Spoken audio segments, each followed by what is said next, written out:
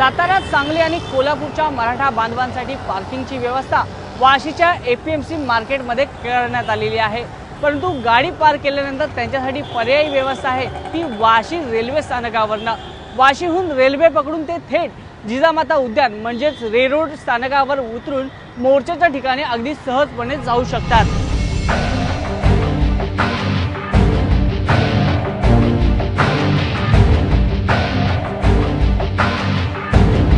कामोडेपासून सुरू झालेला आपला प्रवास येऊन पोहोचलेला आहे मुंबईच्या एंट्री पॉइंट जवळ।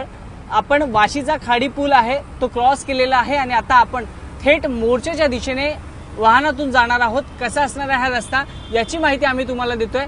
चला जाऊया कशा प्रकारचा रस्ता आहे आणि कशा प्रकारची व्यवस्था मुंबई मराठा मोर्चासाठी करण्यात आलेली आहे। चला जाऊया।